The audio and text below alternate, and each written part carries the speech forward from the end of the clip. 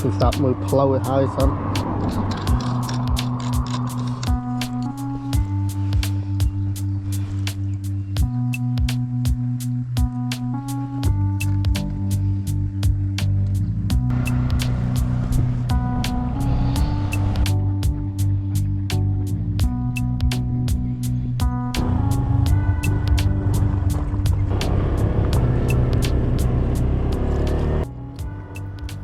សួស្តីបងប្អូនអរគ្នាថ្ងៃនេះបើកក្បាលវីដេអូនៅតាមផ្លូវហើយដោយសារជិះចេញពីផ្ទះមកអត់បានថតទេរវល់ថាបញ្ចុះថ្មកាមេរ៉ាអ្នកនរអគ្នាហើយដំណើរកំសាន្តថ្ងៃនេះដែរគឺខ្ញុំទៅលេងកំពង់សោមហើយឥឡូវនេះជិះមកដល់ផ្សារតានីទូកមេហើយទៅកំពង់សោមលើកនេះគឺខ្ញុំទៅគ្រាន់តែទៅអង្គុយលេងនៅមាត់សមុទ្រទៅអីទេអត់បានទៅក៏ដូចជាបោះតង់ក៏ដូចជាទៅកន្លែងណាផ្សេងដែលឆ្ងាយពីឆ្នេរអញ្ចឹងណាហើយទៅនេះប្រហែលជាគោលដៅហ្នឹងប្រហែលជានៅត្រឹមឆ្នេរអូត្រេសទេ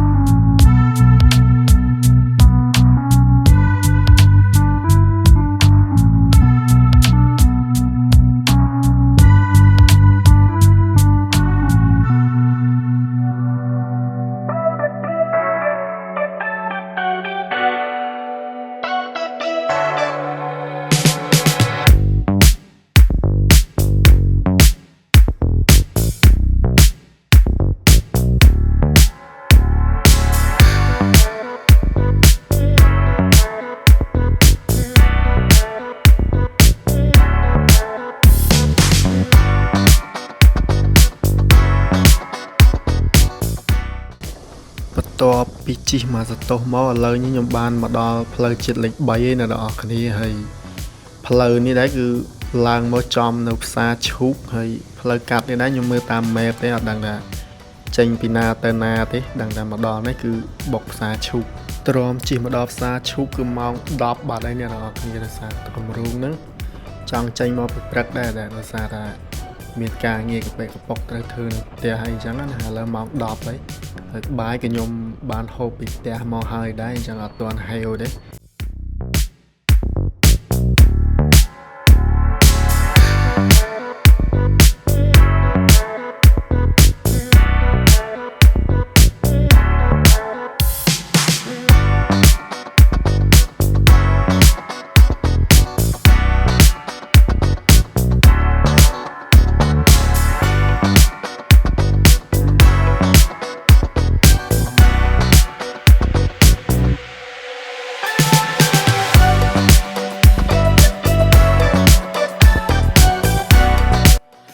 តបពីជិះបានមួយសតោសធំមកខ្ញុំមកដល់កន្លែង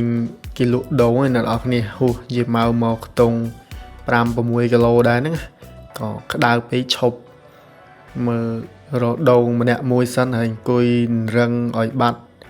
ក្តៅមុខក្តៅមាត់សិនដោយសារយើងជិះមករៀងឆ្ងាយគួរសមដែរឥឡូវម៉ោង 10:43 នាទីហើយក៏បានដាក់ដូងម្នាក់មួយហើយឥឡូវនេះខ្ញុំមកបើកទូកម្រងតែយកភារតិចទេតែឃើញអាខ្មៅនេះតំណងពេកក៏យកទៅហើយខ្ញុំភើពេកកាន់អត់ជាប់ធ្លាក់ទៀតអ្នកនរគ្នាហើយកោះភីងមកបាញ់ទឹកឆ្វាចហ្មងដោយសារមិញវាធ្លាក់ហើយអត់បានដូរយកផ្សេងហើយក៏អត់បងអងយូរដែរក្រេបមកក្អឹកទៅគាត់ថាជាតិជាងទឹកដូងមុននឹងទៀតហើយឥឡូវនេះខ្ញុំកំពុងតាក់តងអ្នកនៅកំពង់សោមដើម្បីឲ្យគេត្រៀមកន្លែងត្រៀមអីសម្រាប់អង្គុយពេលទៅដល់អញ្ចឹងតែមិនដឹងម៉ោងម៉ានទៅដល់ទេព្រោះ ឡាញអង្គុយលេងឲ្យឆ្លៀតដាក់ជាក់មួយសិនដើម្បីឲ្យអារម្មណ៍ស្រស់ស្រាយក្នុងការធ្វើដំណើរអញ្ចឹងណា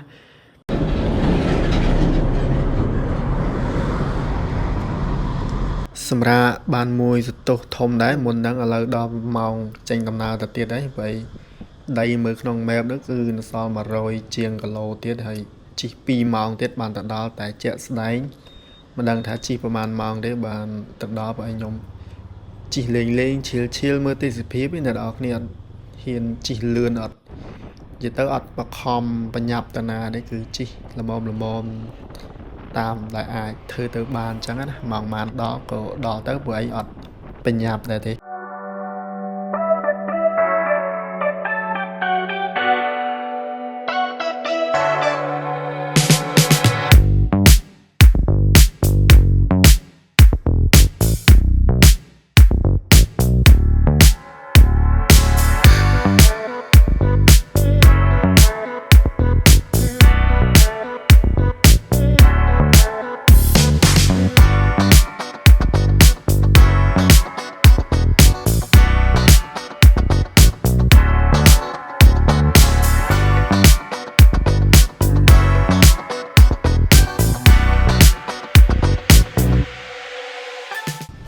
ឥឡូវនេះខ្ញុំមកដល់ក្រុងកំពតហើយអ្នកនរគ្នាដំបងថាចង់ជិះទៅត្រង់ទៅកាត់វងមូលអញ្ចឹងណា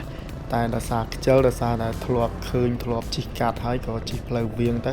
វាស្រឡះស្រួលជិះជាងហើយមើលទេសភាពភ្នំខាងមុខនោះទៅគឺស្រស់ស្អាតមែនតើហើយខាងមុខហ្នឹងប្រហែលជាភ្នំបូកគោអ្នកនរគ្នាហើយខ្ញុំចូលចិត្តទេសភាពបែបហ្នឹងមែនតើជិះម៉ូតូបដាមើលទេសភាពបដាគឺអារម្មណ៍ឈៀល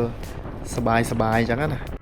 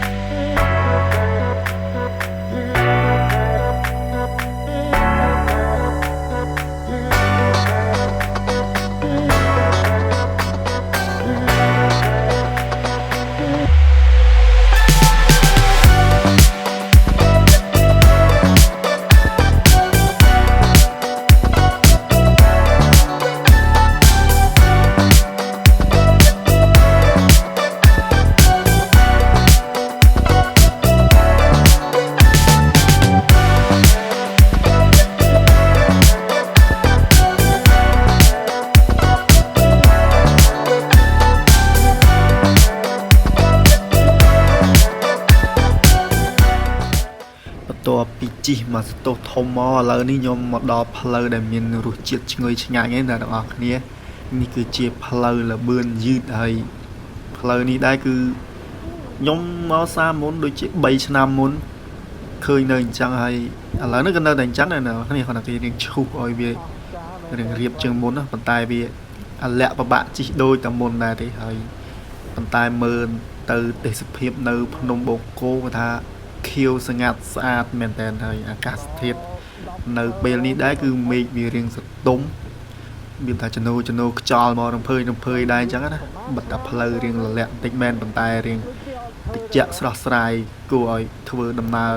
មានសេចក្តីសុខណាអ្នកនរគ្នាហ្នឹងហើយទោះបីជាលលាក់ប៉ុណ្ណេះគឺសម្រាប់ខ្ញុំគឺអូខេជិះបានដោយសប្បាយដោយសារតែមើលទេសភាពនៅភ្នំបូកគោអ្នកនរគ្នាគឺស្អាតខ្លាំងមែនតើ បន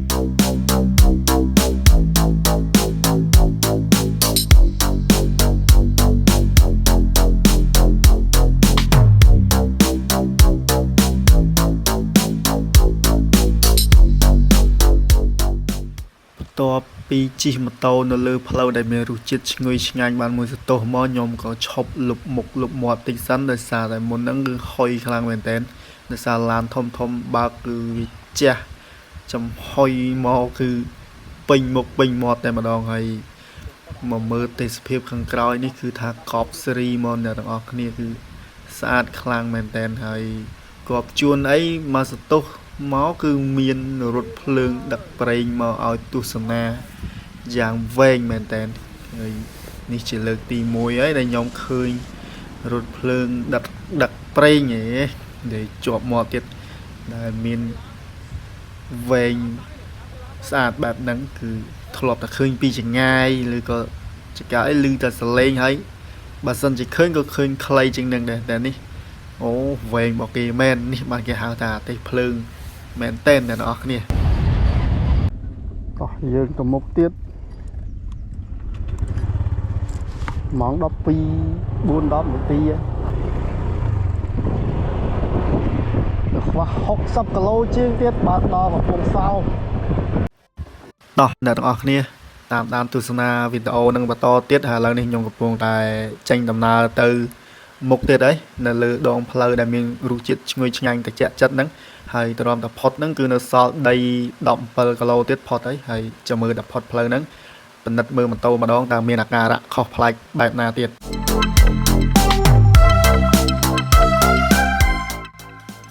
ហើយឥឡូវនេះក៏ចាប់ផ្ដើមអារោកអារ៉ាបដាបដាយអ្នកនរគ្នាដោយសារតែ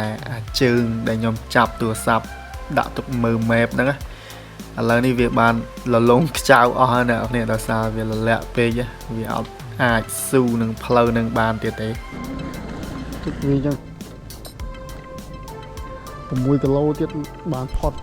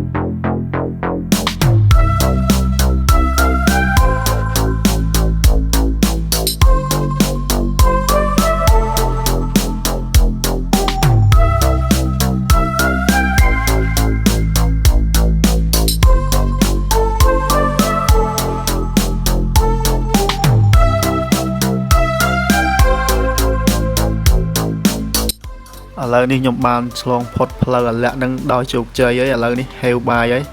ក៏មកអង្គុយហូបបាយបន្តិចសិនអ្នកនរគ្នាហើយម៉ោងនេះគឺ 12:58 នាទីគឺម៉ោង 1 បាត់ហើយគឺនៅតំនៅកំពង់មូលវាលរិញឡើយទេឥឡូវនេះខ្ញុំបានហៅហូបមកពីមុខមានចំហុយមួយផ្អកដែលផ្អកត្រីប្រាចំហុយហើយនឹងស្អីគេសាឡតប៉ាំងអ្នកនរគ្នាហើយហូបបាយហើយក៏បន្តដំណើរទៅមុខទៀតហើយ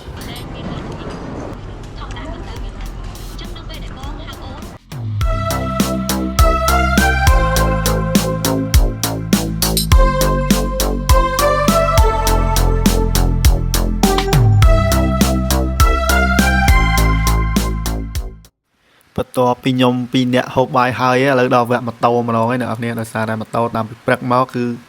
អត់ទាន់បានអីដែរឡើយទេឥឡូវដល់វគ្គម៉ូតូត្រូវហូបបាយម្ដងហើយខ្ញុំ2នាក់នេះអស់13000ហើយម៉ូតូម្នាក់ឯងអស់20000ជាងអ្នកនរគ្នាហើយកន្លែងនេះខ្ញុំមកពិនិត្យមើលបូមម៉ូតូបន្តិចសិនហើយមានអីអ្នកនរគ្នាទប់ជាប់ដែរខ្ញុំស្មានតែបែកវល់អស់ហើយទេតែរៀងសើមដែរហ្នឹងបើថែមដីខ្ទង់ប្រហែលជា10គីឡូទៀតបូមហ្នឹងប្រហែលជាទៅមែនតែនហើយតែនេះសំណាងចេះផុតតន់អញ្ចឹងណាហើយខ្ញុំជិះភ័យមែនតែនខ្លាចតែវាបែកបូមបែកអីហ្នឹងវាបកចលាចលដល់ហិរញ្ញវត្ថុថែមទៀតអញ្ចឹងណាដោយសារតែឥឡូវនេះគឺអត់លុយផងអ្នកគ្នាបើខូចម៉ូតូទៀតវាជារឿងមួយដល់វាមិនមែនចាយដន់ទេអានេះគឺមែនតែនហើយនេះអាលងវល់អស់ហើយខ្ចៅហ្នឹងតែឥឡូវកុំតន់គិតរឿងខ្ចៅគិតរឿងបន្តដំណើរទៅមុខទៀតទៅហើយខ្ចៅហ្នឹងចាំមើលរកជាងនៅមុខហ្នឹងបើសិនជាមានចូលឲ្យគាត់រត់បន្តិចទៅគឺអូខេវិញហើយ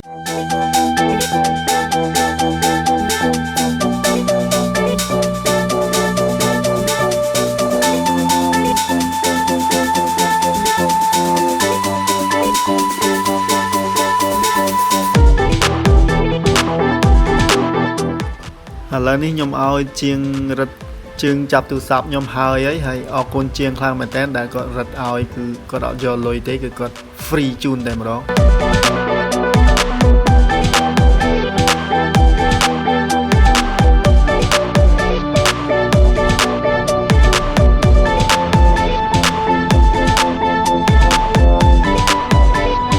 ឥឡូវនេះខ្ញុំមកដល់ផ្លូវប្របែកទៅក្រុងកំពង់សោមអ្នកនរគ្នាតែខ្ញុំអត់ទៅត្រង់ទេខ្ញុំ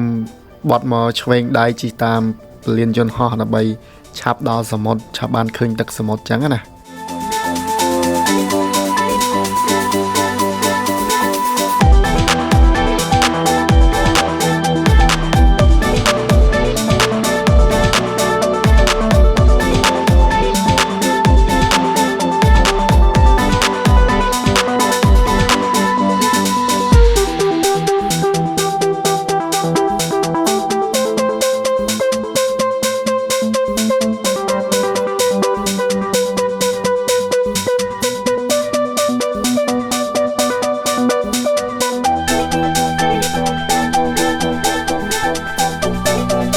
ហើយឥឡូវខ្ញុំក៏ជិះដល់សមុទ្របានសម្រេចអីអ្នកនរគ្នាហើយក៏ទាញទូរស័ព្ទថតខ្លះទៀតដើម្បីឲ្យវីដេអូបានកាន់តែច្រើនបន្ថែមទៀត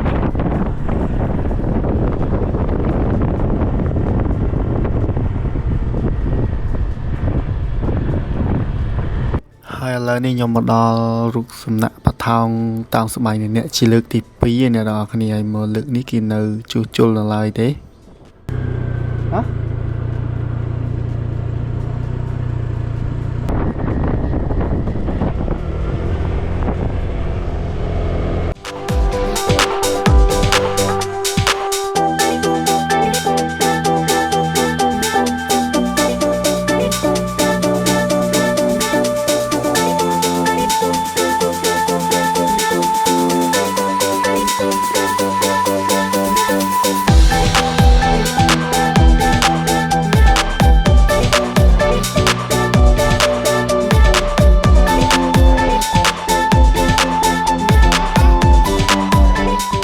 ហើយមកដល់កន្លែងអសរខ្មែរធ្វើបាននេះខ្ញុំក៏ទាញទូរស័ព្ទថតទៀតហើយអ្នកនរគ្នានិយាយទៅហត់នឹងទាញទូរស័ព្ទថតតែម្ដងដោយសារតែ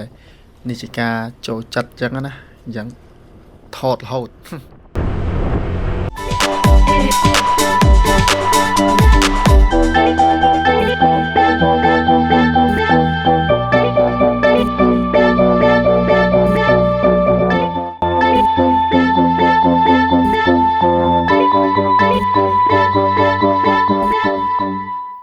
ហើយឥឡូវនេះខ្ញុំមកដល់កន្លែង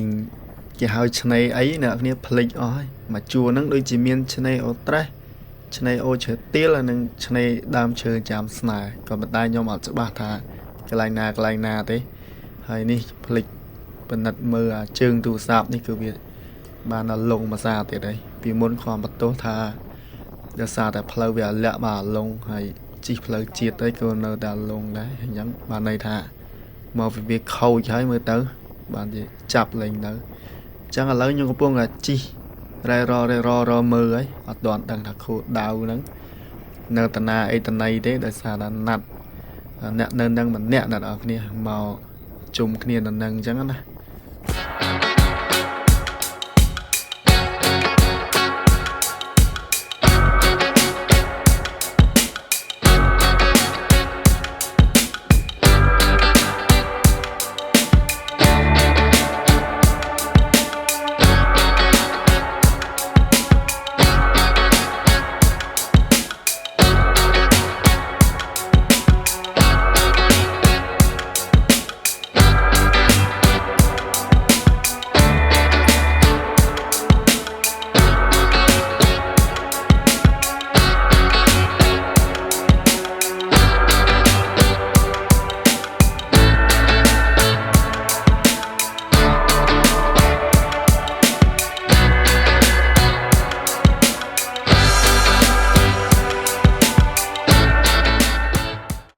បន្ទាប់ពីឈប់ពិភាក្សាគ្នាមកសតោះមិញហ្នឹងឥឡូវខ្ញុំបកក្រោយមកវិញហើយអ្នកនរគ្នាមកផ្លូវខាងក្រោយនេះវិញហើយក៏តុកម៉ូតូនៅលើហ្នឹងដើរចុះមកក្រោមហើយឃើញកន្លែងតុកនៅក្រោមដើមឈើនេះមានរឹងមានអីចងស សម្រាប់ដេកលេងអញ្ចឹងណាហើយដើមឈើធំមកលុបឡើងតិចមែនតើហើយខ្យល់ស្មាននេះគឺខ្យល់មកអែមហើយម៉ោង 2:32 នាទីដោយសារខ្ញុំប្រចាំងនៅវាចាំងមើលអត់ឃើញទេហើយបងប្អូនមើល view ទឹកសមុទ្រទៅគឺថាល្វឹងល្វើយស្អាតមែនតើហើយនេះគឺជាបរិយាកាសដែលខ្ញុំចូលចិត្តខ្លាំងជាងគេហើយកន្លែងនេះខ្ញុំក៏ទិញទឹកអំពៅហូបម្នាក់មួយកែវដើម្បីឲ្យតិចចិត្តចឹងណាដោយសារតែមុននឹងជិះម៉ូតូមកគឺថាក្តៅមុខក្តៅមាត់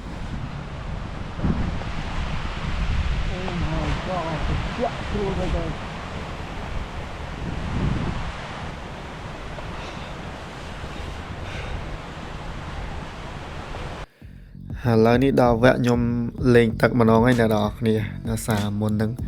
អង្គុយរៀងយូរដែរហ្នឹងតាំងពីម៉ោង 2 ឥឡូវនេះខ្ទង់ម៉ោង 6 ជាងហើយល្ងាចថ្ងៃរៀបចំលិចមើលទៅឃើញពីក្រោយបំទូចហ្នឹងទេតែមើលទៅស្អាតមែនតើអ្នកនរគ្នាដោយសារតែមេឃស្រឡះអញ្ចឹងណាចៃដន្យអីមកលើកនេះគឺមេឃស្រឡះនិយាយទៅឆ្នេរហ្នឹងខ្ញុំមក2ដងហ្នឹងឯណាគ្នាតែគ្រាន់តែមកលើកមុនគឺមេឃអត់ស្រឡះអញ្ចឹងទេមកគឺមេឃវាភ្លៀងមើលអីក៏អត់សូវឃើញស្អាតប្រហែលដែរហើយមកលើកនេះគឺអំណោយផលមែនតើហើយស្ងាត់ស្រួលលេងមែនតើនៅជុំវិញខ្លួនខ្ញុំគឺអត់មានមនុស្សទេអ្នកនេះគឺស្ងាត់ម៉ោង 6 ជាងគឺនៅតែស្ងាត់ដែរហើយដោយសារតែមុននឹងក្តៅក្នុងដែរណាដាក់ចាក់លេងតិចតួចហើយក៏អត់បានថតទេដោយសារយើងហូបចុកចឹងយើងចុះថតទៅហើយវីដេអូហ្នឹងក៏ប្រហែលជាបញ្ចប់ត្រឹមកន្លែងខ្ញុំលេងទឹកហ្នឹងដែរហើយបងប្អូនអាចទស្សនានៅវីដេអូក្រោយៗទៀតបានគឺខ្ញុំនៅមានវីដេអូច្រើនទៀតសម្រាប់ឲ្យបងប្អូនទស្សនាហើយបងប្អូនកុំភ្លេចជួយចុច Subscribe នៅក្នុង Channel របស់ខ្ញុំម្នាក់មួយផងដើម្បីទទួលបានវីដេអូថ្មីទៀតចឹងណាហើយពេញចិត្តឬមិនពេញចិត្តបងប្អូនអាច comment នៅក្រោមវីដេអូបានអរគុណ